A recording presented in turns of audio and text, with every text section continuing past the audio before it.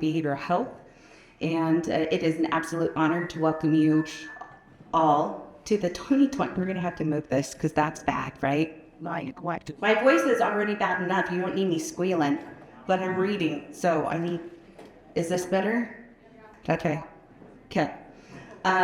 Usually I would wing it and just speak off the cuff, but I have a tendency to be very long-winded. So I wrote it down this time so I'm concise, right? It is an absolute honor to welcome you all to the 2025 Elevating Hope Summit, taking substance use disorder and suicide prevention to new altitudes. Looking out at this room, I see an incredible group of professionals, advocates, and change makers, people who have dedicated their lives to helping others find their way through some of the darkest moments. Today, as we gather, not just as professionals, but as a community bound by a shared mission to elevate hope. For me, the summit is deeply personal. I am a survivor of suicide loss. A little over 10 years ago, on July 21st, 2014, I lost my husband, Brian, to suicide. Our daughter was just 16 months old at the time. Navigating this loss was not easy. As a transplant from Las Vegas, Nevada, I did not know the area well enough to know the resources available to us. I was on the other side of this cause, grieving and trying to make sense of this new life that I had been propelled into. Then, in September 2015, I was tagged in a post about a walk that the Hope Squad of Carbon, Emory, and Grand County was hosting for suicide prevention. It was then that my journey with suicide prevention really got started. I was able to get involved with their meetings, events, and meet others in our community that had lost loved ones. I was able to attend grief groups that was specific to suicide loss, and in that group met people I now consider family, some of which are here today. In 2018, there was a special legislative session held where Debbie Marvidakis, the former Health Promotions Director of the Southeast Utah Health Department, and Karen Dolan, who was the CEO of Four Corners Community Behavioral Health at the time, advocated for allocation of funding specifically for suicide prevention and opioid prevention for Southeast Utah, which was awarded. Because of the volunteer work I was already doing with the Hope Squad of Carbon, Emory, Grand Counties, I interviewed with the Southeast Utah Health Department and was ultimately given the opportunity to work in suicide prevention full-time as the suicide prevention specialist. A few years later, at the prompting of my good friend and lost survivor family member, Brandon Keller, I interviewed for the board of the American Foundation for Suicide Prevention, and I have been a proud member with them for just over 4 years, and I'm currently serving as the board secretary. In December of 2024, I began working at Four Corners Community Behavioral Health, which will allow for even more services, more funding opportunities, and more partnerships to be rendered into our community, all while my daughter serves as a voluntold sidekick. All this to say, I know the deep pain that lingers, the questions that never seem to have answers, and the weight of loss that literally reshapes someone's world. But I also know the power of hope. Hope is my favorite word. Hope is the belief in the possibility of a desired outcome. It can inspire us. It can transform pain into purpose, and it reminds us that even in our most broken moments, healing and recovery are possible. The inspiration for this summit began in July 2024. I had the honor and privilege to attend the long-term Survivors of Suicide Loss Summit in Austin, Texas with the American Foundation for Suicide Prevention. And when I came home, I was invigorated by the messages of healing that I had received.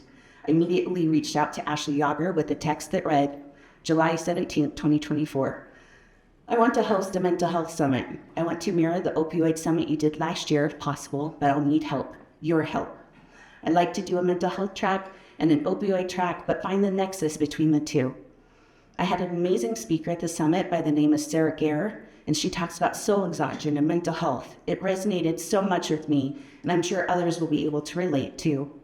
I also recently watched a webinar by Heidi Dudson,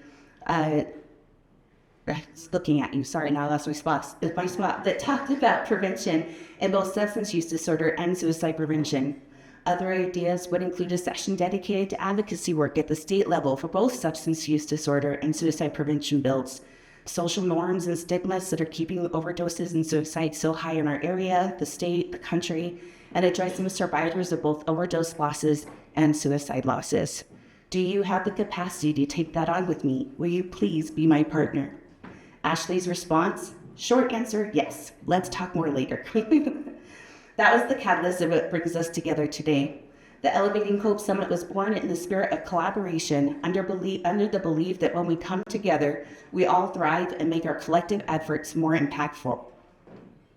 The work we do in substance use disorder and suicide prevention is not easy. We face never-ending stigma, we navigate systemic challenges, we fight for ongoing funding, and some days the progress feels painfully slow and almost feels like we are moving backwards at times. But what keeps us going is the knowledge that every conversation, every intervention, every moment of compassion can save a life. That is why we are here, to learn, to collaborate, and to recommit ourselves to this vital work and the real impacts we can each have. I want to take a moment to express my deepest gratitude to all our incredible collaborators, partners, and sponsors who helped bring this summit to life. It takes a village to make meaningful change, and your dedication has made it possible for us to come together in this space today. This summit was a grassroots effort led and championed by all those in this room. Thank you for being here, for taking the time to learn, grow, and come together with us this year. Over the next 2 days, we encourage each of you to fully engage, ask questions, share insights, and connect with one another. We also encourage you to practice self-care and indulge in soul care. We are stronger together, and by elevating hope, we can truly take this work to new altitudes across the state of Utah. Thank you for being here. Thank you for the work that you do. And thank you for believing in hope. Our first presenter today is the pause. Thank you to Ashley and Amanda for the introduction to the summit today. Looks like we're still working to get those slides, but they're gonna work, I believe. Good morning. It's so good to be with all of you here today. And when I saw that they were hosting this event, I was honestly so excited because for me, it represents kind of a personal nexus of some of the professional work that I've done for the last 16 years, and also some very personal things. And let's just start. Thank you very much. Yay, let's give a round of applause for getting the slides up. I think the formatting will look a little bit better on the other ones, but just wanted to start this morning by bringing this home a little bit. Those of us that work in the human services related field know that this isn't just hard work, but it's often heart work. And I appreciate Amanda's great introduction that way and the vulnerability shared and her personal stories there. So I'd like all of you that have been impacted by loss of suicide in any way to raise your hand. I want you all to look around the room. It's lots of hands. If you've been impacted in any way, either personally or with somebody that you love because of substances, raise your hand. If the person that you're thinking about with substances has also had struggles with mental health that could also include suicide ideation, attempts, or completion, raise your hand. Look around. And is the opposite true? Have you known somebody that struggled with mental health that also used substances in a way that was harmful to them? Raise your hand. Okay. Pretty clear here that there's a relationship between these very two important things. And I'm thrilled that we have a place to come together and talk about it. The relationship is complicated and it's messy, but we're not going to get there without coming together and sharing our expertise and having these discussions.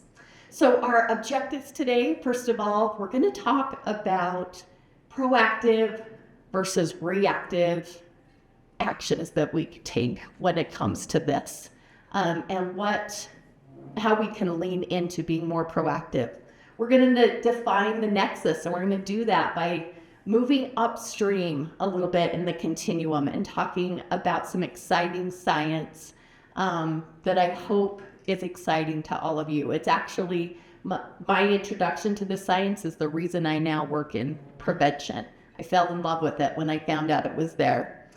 We also want to communicate and understand that effective prevention is indeed a science. We've got 40 plus years of research now, and prevention is not guesswork.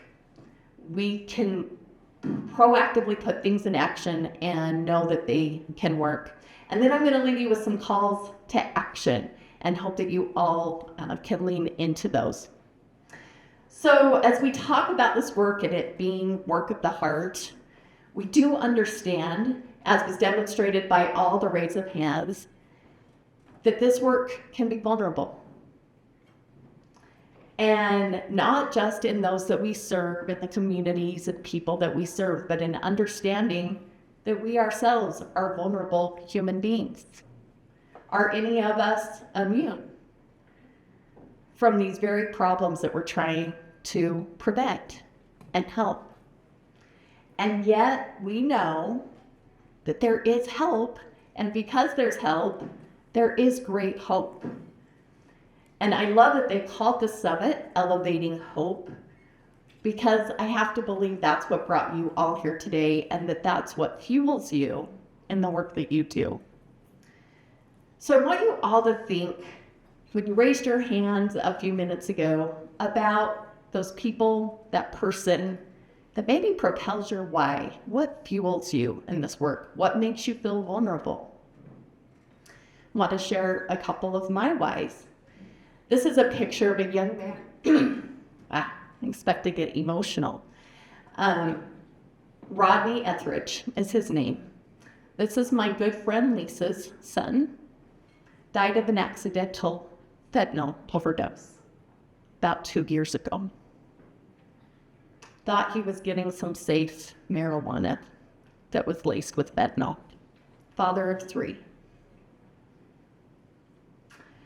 Sometimes vulnerability and hope get wrapped up together. This is my friend Sherry. I first met Sherry several years ago. Our kids were about the same age. But I started to notice Sherry struggling after I took a QPR training about how to recognize people that were at risk for suicide. I noticed her body language. I noticed some things that were going on in her life. And then I happened to be around her in person, and her body language just screamed to me, something's not right. And when I saw that followed up by a Facebook post that seemed to be saying goodbye in a way that just made my prevention blinkers go off, I was able to use my QPR skills and reach out to her and find out that indeed she was thinking about suicide. And indeed, she had a plan. After 30 years of a struggle with alcohol addiction and feeling like she just couldn't go on anymore. Sherry and I became good friends after that, and I learned to ask the question, are you thinking about suicide? How safe are you? Can we make a plan? Can we connect you to help and resources?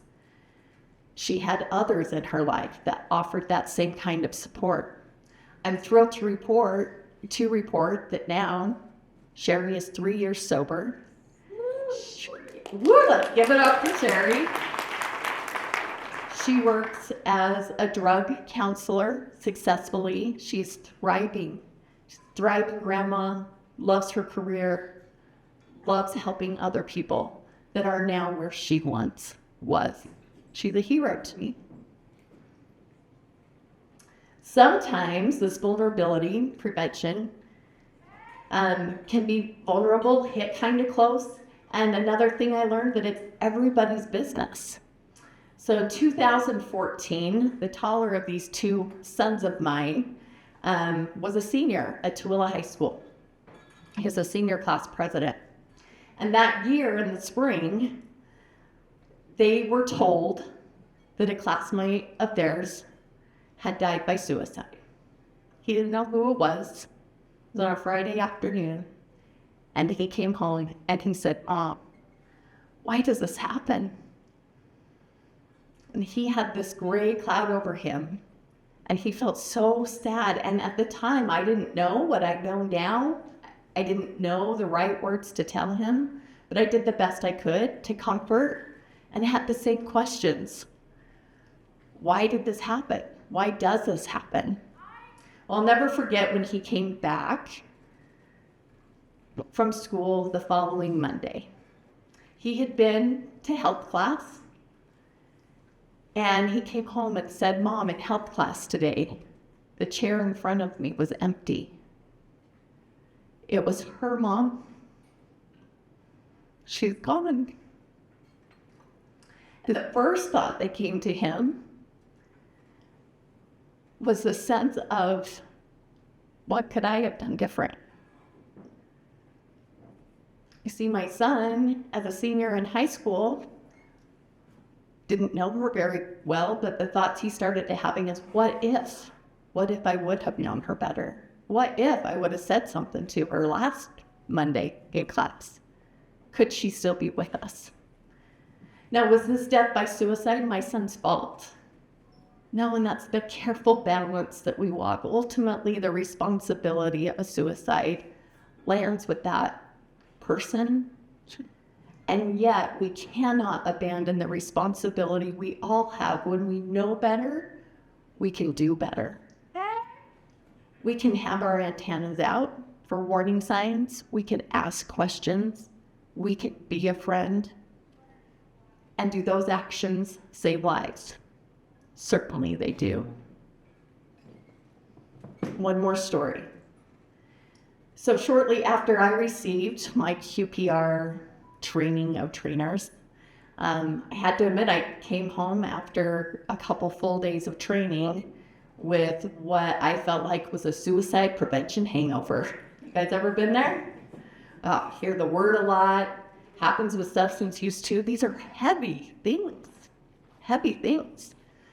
I don't know if any of you had this experience, but a couple people asked me, "Oh, where are you headed?" I'm like, "Oh, I'm speaking at a conference." "What's it about?" "It's about suicide and substance use prevention." How depressing, he said. It's not, because there's hope, right? Anyway, after I'd gone through this QPR training, I had to admit that my oldest son kept coming to my mind. At the time, he was a recent returned early home missionary for the LDS Church. He'd recently come out as gay, and he really struggled with depression. He was away at school at Snow College, and I worried about him every day. And I had to admit to myself that deep in the back of my head, I worried that suicide was something that was on his mind. But I wasn't going to talk about it. We don't talk about that. That's just way too far. If we talk about it, is it more likely to happen because we're confronting it? But at QPR, I found out differently. I had no more excuses because I learned that to prevent it, we have to talk about it. We have to ask those questions that we know to those that we know that are at risk. So that night when I was talking to my son on the phone, you guys all know that feeling like when your heart's bumping out of your chest. You can kind of hear it in your ears. It's a really strange sensation. That was happening while I was talking to my son. How you doing? How was your day? How's the weather? And then the break in the conversation. And this was my moment. And so I went for it. I said, "Hey, son, I've been at a suicide prevention training for the last 2 days. You've been on my mind a lot. And I don't feel like I'd be a good mom if I didn't ask you, with all that you're going through, have you had thoughts of suicide?" Was the scary part over? I didn't. I asked the question. But that fear kind of lingers in the balance, right? What's he going to say? What my son said to me, "Mom, I have thought about it. I'm not thinking about that now. And I don't feel like I could do that to you or our family. But it's the last part that I'll never forget." And that's when he just said, "Mom, thank you for asking." Now, was that the ideal answer I wanted to hear from my son? It wasn't the worst answer. But did I know that I was going to need to ask this question more? And I have. And now I talk about it without my heart thumping out of my chest anymore. And why? Just because, like anything else, with practice, things get easier. So we also know when it comes to behavioral health, we have a wide range of services. Raise your hand if you're familiar with the prevention parable. Okay? Some of you are not familiar. So in a nutshell, man and his wife are out fishing. Beautiful day. There's a waterfall upstream. And pretty soon, they see somebody struggling, swimming in the water, struggling, potentially drowning. They abandon their fishing poles, jump in, pull somebody out of the water, call the ambulance. Before long, they see another, and then another, and they're keeping that ambulance busy. Pretty soon, they decide, what's going on? We better move upstream and see what's happening. Where they could see people were falling into the water. So the idea behind the prevention parable is, let's build a fence at the top of the stream so people aren't falling in.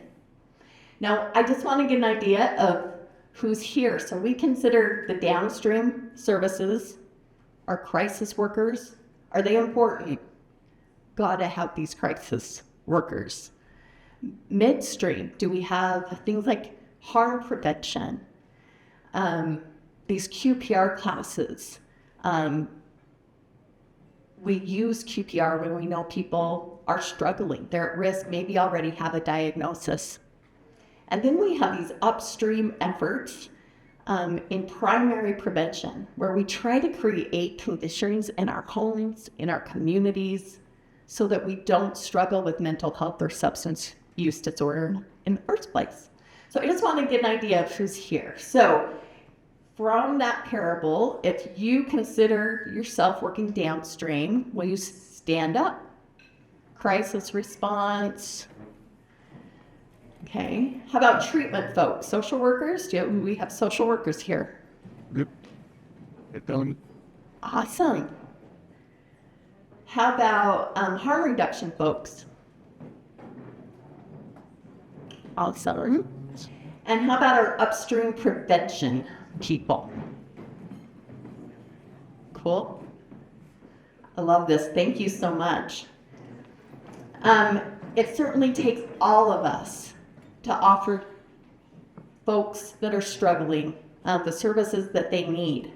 And my purpose today, I really want to make a case for upstream prevention. As a society, we can pretty easily understand that when somebody's drowning, we need to jump in and help them. That makes a lot of sense to us. But as a society, we are better at reacting to a crisis than we are at proactively preventing problems before that happen. And, we got to understand this a little bit because honestly, we're hardwired as humans that way for survival, to react instead of proactively act to prevent problems. So we're going to explore this a little bit today. How can we get ahead of the curve so that we can proactively act in our lives to prevent some of these things from happening?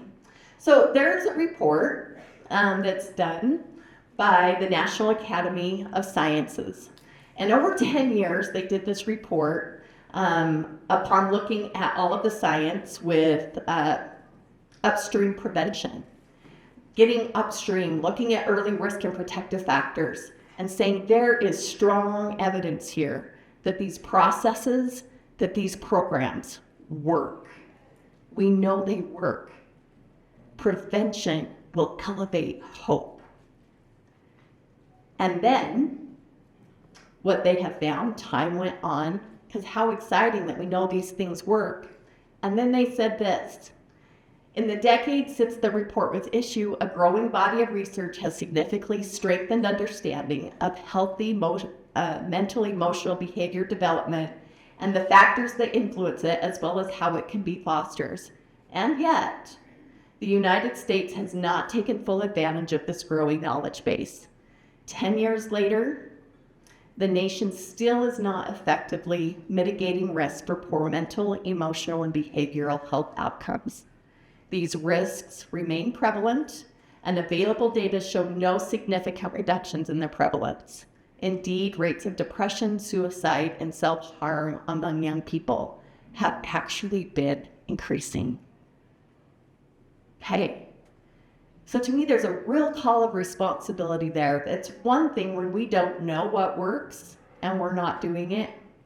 Now we know what works, and yet the struggle is still real.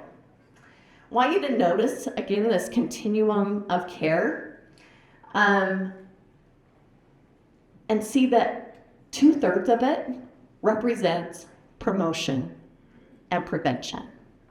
And yet I want to pose a question to you. Do 2/3 of our people and our dollars go to prevention and promotion to prevent these things? Here's a chart, estimated here in millions from the federal drug control spending. In gray there you see law enforcement, pink you see treatment, and blue you see prevention. Prevention gets woefully less in resources and capacity, and yet we know that it works. Now, don't misunderstand. All my friends in the room, this presentation is not suggesting that treatment or harm reduction is bad. Also, it's not suggesting that we don't need law enforcement. We're thankful for all of you. However, this presentation is about how they are not enough. We simply have to do more when it comes to upstream prevention. So let's frame the problem a little bit. What are we talking about? Professional data from CDC informs us that there were approximately 50,000 deaths by suicide in 2023. I've given this airplane analogy a few times before, and yet that even feels more vulnerable than it did a few months ago. That's hitting us all a little differently with recent news stories. But just consider this. It's equivalent to 264 737s going down each year. If planes were going down at that rate, what do you think might be our national response? Be pretty intense. Would you all be getting on a plane anytime soon?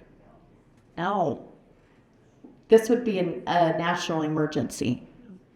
Bringing it home to Utah, the number of Utahns who died by suicide exceeded 700 in 2022 for the first time. And it decreased modestly in 2023, but obviously still a lot of work to do. So let's look at drug-involved overdose deaths. Look at the way that these rates are going up and are still trending upwards. And then, of course, we understand this gray line in here is looking at fentanyl specifically. Look how those have just skyrocketed upwards, followed closely by psychostimulants with abuse potential, primarily meth. So there's a few things we need to keep in mind when we study suicide and substance use disorder together.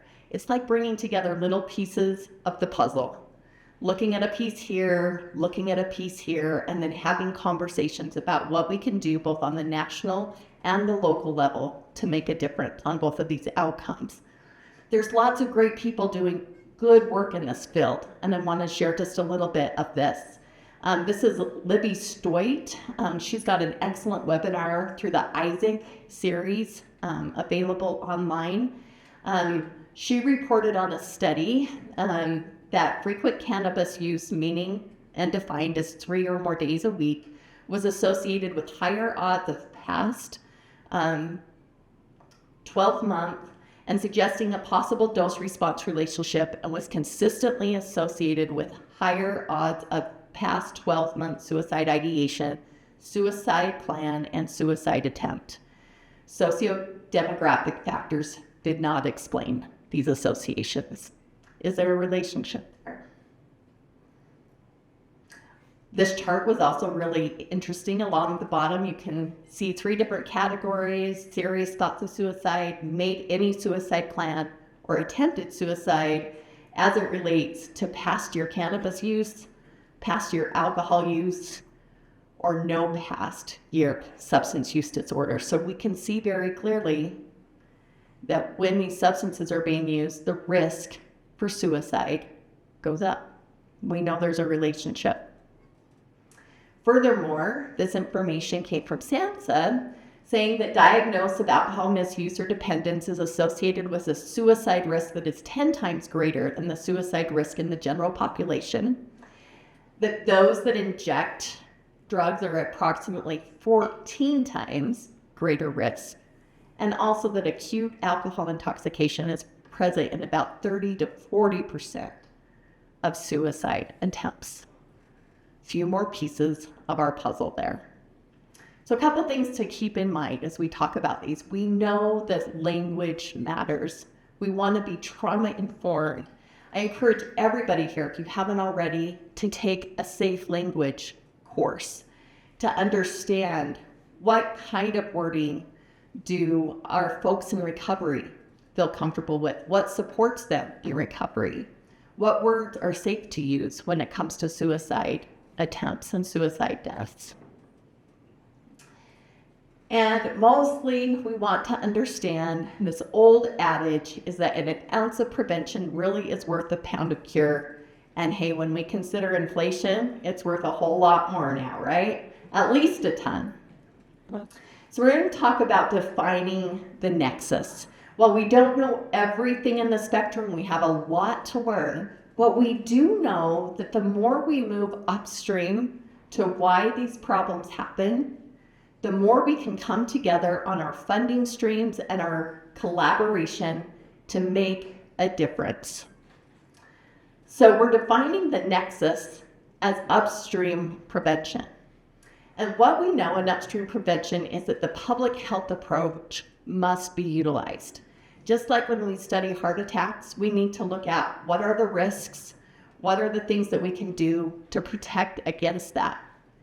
Then we need to understand that, again, we have 40 plus years of research that can inform our efforts so we can be effective and efficient in the work that we do. And again, collaboration is not just helpful, it's absolutely essential. We have to continue to do this work together and to work together in our communities. The public health model embraces a comprehensive approach. That's all of us. To community change. Instead of focusing efforts on changing individuals, this model looks at changing the environment and associated risk factors that surround those individuals. So we could look at it this way. If we take suicide, substance use, there's large parts that we can divide out and we can handle separately. But there are places that they overlap and we can work together in those places to prevent the suffering that they cause. All of you in your little swag bags have a couple of handouts, and I invite you to grab them. They look like this, and they look like this. We're going to talk about this one first. So prevention peeps in the room, I know you're all very familiar with this chart, so this will be a review, but we have lots of people in the room that may not know this exciting science. That I want to introduce that to you today. So, at the University of Washington, we had 2 doctors, Doctors Rico Pavellano and David Hawkins. And they both became very passionate about understanding what leads to problem behaviors in adolescence. Up to that point, there had been a lot of guesswork. We had had the just say no years. We had tried to scare the health into our kids. And a lot of that we just found after research wasn't working. And sometimes it even made the problems worse. So they set out to do some really in-depth research to find out what happens and what puts these kids at higher risk. So on this chart here, you will see across the top several different what we would call problem behaviors or problem outcomes. These are things that are not hopes and aspirations for our youth today. Things like substance abuse, delinquency, teen pregnancy, school dropout, violence, and they added depression and anxiety about 8 years ago. On this chart, wherever there is a dot in the box, I like to say these are like the most expensive dots in the world because each of those dots represent at least 2 qualitative longitudinal studies. It's very expensive, very lengthy research to show that when those risk factors are at play, that there is an increased risk of that problem behavior happening. Okay? So, what's even more exciting when we're talking about the nexus, as you look at that chart, we can take this and say wherever we've got a dot in the substance use column and a dot in the depression and anxiety column, we know that if we're working on that risk factor, in this case, transitions and mobility, that we're preventing what? Both outcomes. By looking upstream, why is this problem happening? Let's look at kids in our community that are struggling with transitions. This can be, life is full of lots of different transitions, and one that we note is especially concerning for youth is as they transition from elementary school to junior high. Do we see an increase of drug use in that population? So that's one example. When we use substance use dollars to address transitions and mobility, are we also preventing depression and ultimately suicide risk? Yeah, it's kind of exciting, right? Okay, so let's take a look at a couple more of these shared risk and protective factors. Families are important. That's the other thing that this chart really shows us. Almost every dot is marked in that, showing again that there's clear research there. And let me just pose the question, if there's not a dot there, it doesn't necessarily mean that there's no association. It just means that research hasn't been completed yet. So keep that in mind too. So in the family domain, when we know that there's been a family history of either mental health challenges or substance use disorder, there's highly likelihood and there's risk there for the youth in the home, both for substance use and depression.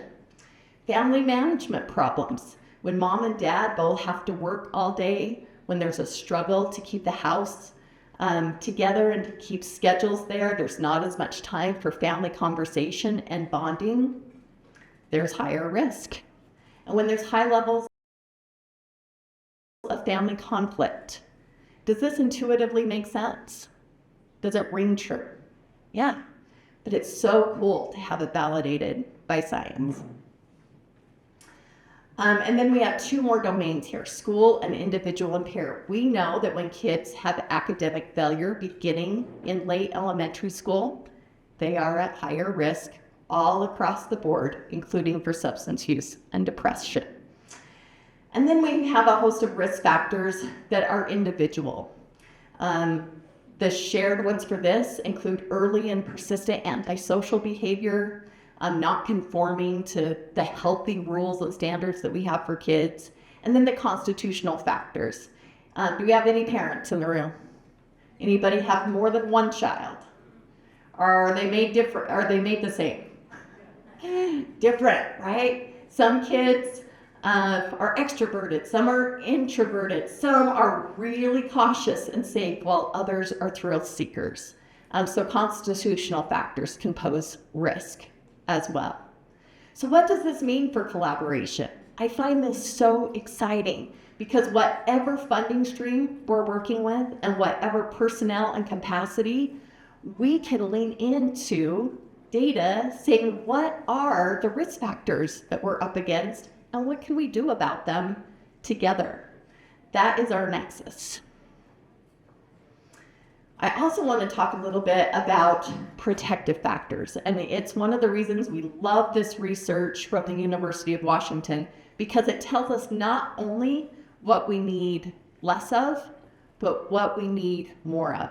I love this quote from Frederick Douglass, who was a great champion of youth in the 1800s. This idea of prevention has been around a long time, because whether youth then were still enslaved or they were recently free, he saw that communities need to invest in their youth, in teaching them, in building them in order for them to succeed.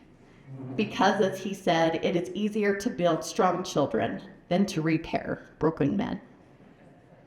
So the other handout that you have, similar idea here, protective factors. Researched, studied, correlated to substance abuse, depression, anxiety, and other problems. We won't go all the way through this, but you have these handouts. Please use them, look at them. Call me if you have questions, or talk to your local prevention people, and I'll tell you more about how to access them. But we know that when kids have better cognitive competence, social behavioral competence, belief in the future, pro-social norms, when they're recognized for the good things that they do, and when they are bonded to the adults in their lives that have healthy standards for them, they are more likely to succeed. There's also a theory behind these protective factors that I really love. We have a joke in our field. Susanna's here, so I gotta say it. We have the strategic prevention framework that I'll show you in a minute. Woohoo! That is a great model that coalitions use.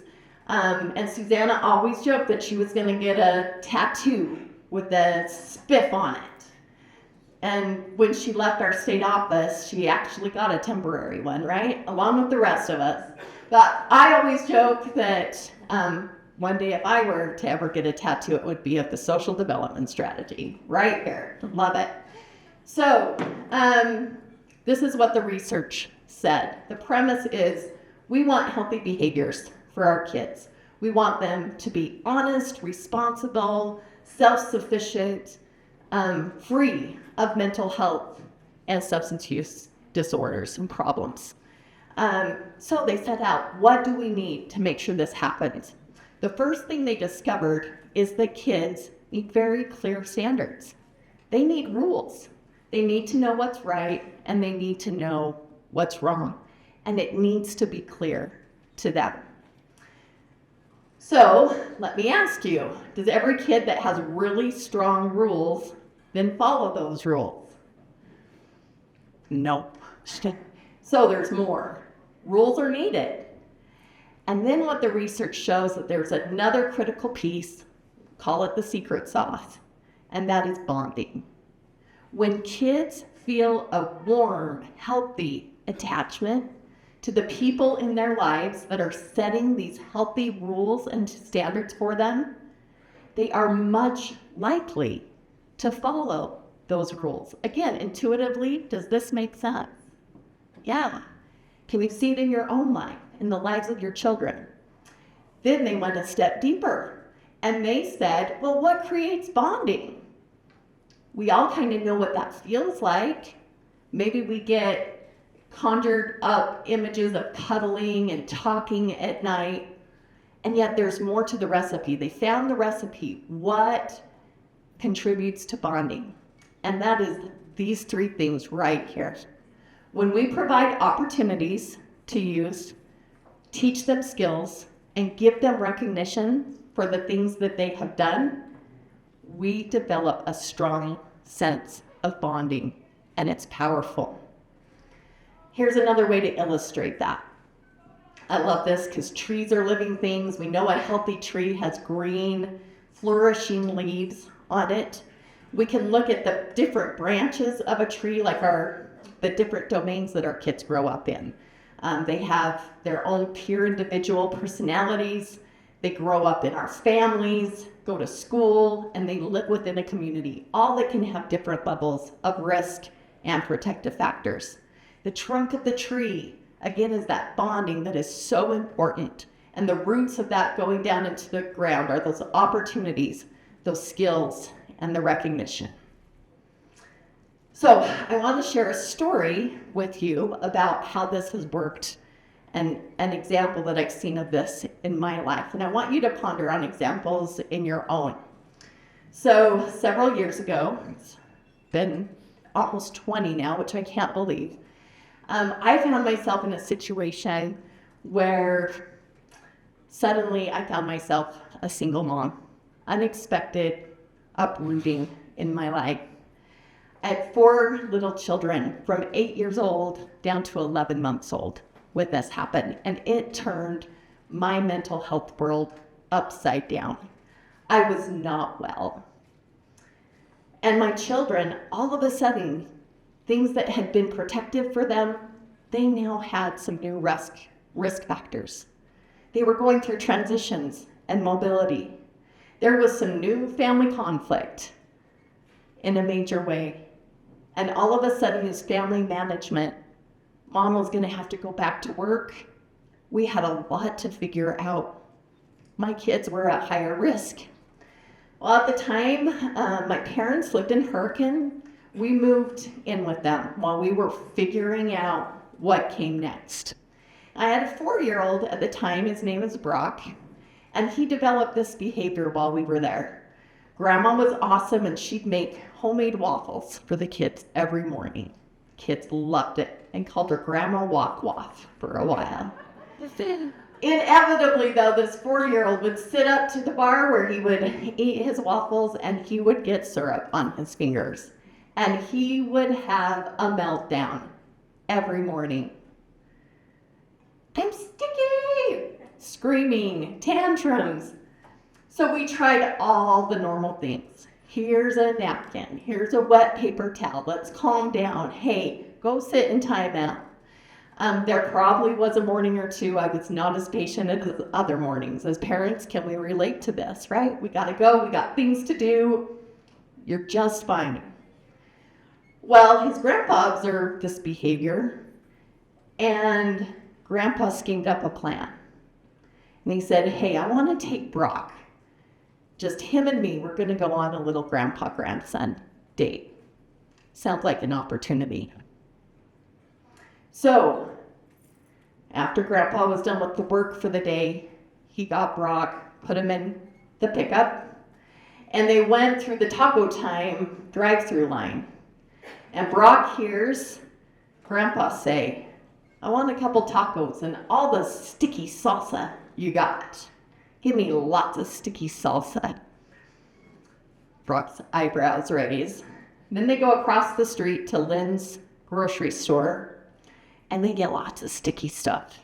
Root beer, ketchup, chocolate syrup, all the sticky things. Then they go up the road a few miles to what was then the Tempe Hot Pots. This was a place Grandpa loved. We all love hot water in our family. They went out to this natural setting, and Grandpa got that bag of groceries, opened up a can of root beer, and poured it on his head, sitting on the rock at the hot pots, and said, hey, sticky is fun. Look at this, sticky is fun. I'm okay. I got hot water right here. Sticky is fun. Questions, you can see the reports. It's valid. We've had it here for over 20 years. There's several validity checks in this. And Sharp is free to our schools. Doesn't cost them any additional money. We have an awesome new website. You can look at reports there, questioning frequently asked questions. There's great tools there where you can give presentations about the Sharp survey and advocate for its use. I've put a QR code there for it, or just bookmark this site, sharp.utah.gov. The third thing I would encourage you all to do, if you're not already part of one, is to join a coalition. We know that if we want to go fast, we can do it by ourselves. But if we want to go far, we've got to go together. Here's that spip. This is Susanna's tattoo. This is a model that our coalitions use. This is part of the science that we lean on, that communities can go through a process of assessment and say, what are the problem behaviors in our community? what risks do we have? What's really high? And where are our protective factors low? And then they can build their capacity. Say we need people, we need funding, we got to build that. And then they can go through a process where they can plan to bring the very best programs and strategies to each local community, implement those, evaluate their work, and continue that process, all the while considering how they're going to sustain their work and lean into being competent to the needs of their community. This is how that works. They look at problems, say, what is the risk factor? What can we do about it? And then they can know that they're going to see a short-term outcome in that risk factor getting better, and ultimately see long-term outcomes of better mental health and better, lower substance use rates in community. Along with this, we know that youth today, they're our future, and they deserve investments based in evidence, not in guesswork. So these coalitions set about to implement some of the best tested and effective programs. Some of these include the Strengthening Families program, Guiding Good Choices, the Good Behavior Game, Life Skills Training. This is also an example of the implementation of the social development strategy that I wanted to highlight from our good friends at Northeastern that are here. They, during, I think it was right before the pandemic when we started this, right? They, through some collaboration, their coalition was working with senior citizens through the foster grandparents program. Both populations have risk. And they thought, wouldn't it be awesome if we teach these foster grandparents who work with youth in their lives the social development strategy, so that as they work with these youth, they can look for specific opportunities, skills, and ways to give them recognition. So we taught these seniors the social development strategy. It's one of the funnest presentations I've ever been a part of, and they got it and they loved it. And then they went about using the social development strategy with these kids. Well, then the pandemic hit. And all of a sudden, these senior citizens were isolated. They couldn't see these kids, and they missed them. And the kids missed these foster grandparents. We even heard a story of one grandparent's trying to sneak to their kid's house during a time of quarantine, right? They took this role so seriously. So at that time, they were able to obtain some funding to get these foster grandparents iPads so they could Zoom these foster grandkids. Now who's learning new skills, right? So they got the iPads, they're learning how to use the iPads, they're connecting with these kids. Who's increasing their protection? A win for the kids, a win for our seniors. Powerful, awesome strategy. In many communities across the state, we have local recognition in public meetings like city council meetings where youth can come and get a youth recognition award. Come and see what the youth in your community does. And the research shows that when kids are recognized in a public way like this, it encourages them to continue up their healthy behaviors. Another great way that we can increase our collaboration, and a strategy that's been used, is to involve our faith population. Locally and statewide, we have had several faith summits where religious leaders can come together and talk about how to foster cultures of hope finding, increasing hope in their faith cultures, and how to find that hope. It's been an amazing thing to be a part of. This was our second summit where we had then Lieutenant Governor Cox come and speak. The faith community can be an amazing resource when it comes to addressing both of these issues in our community. Also, access some of the awesome prevention campaigns that we have. Parents Empowered is out there to educate parents about how to talk to their kids, set clear rules about underage drinking, and to bond with them. If that sounds familiar, Parents Empowered is built from the science of the social development strategy. It's why we can count on it making a difference in the lives of our kids. Know Your Script encourages all of us to talk to our doctors when we get a prescription, understand the risks, understand alternatives if there's pain medications to lower the risk of addiction. And then the Live On campaign. Live On has an awesome Instagram course you can log on and learn to be effective in helping those that you love that may be at risk at suicide. All awesome campaigns. So again, we encourage you to join a coalition. I've got a QR code here that will take you to the Utah Prevention Coalition Association webpage. You can have access to lots of different coalitions. Taylor Passarella over here, let's give a shout out for the great coalition work that they do here in Price, Utah. She can direct you to coalition work here in this valley, and we have people like her all over the state that are doing amazing work. Ultimately, we know that change happens at the speed of trust. I love this quote. It resonates deeply, and we know that we have a long ways to go to increase the trust that we feel when it comes to working with each other, to the funding streams that we need so much. But the work that you're doing matters. I encourage you to keep up the good work. Remember your why, because ultimately we're all working together to elevate hope. Thank you so much for this chance to talk to you today.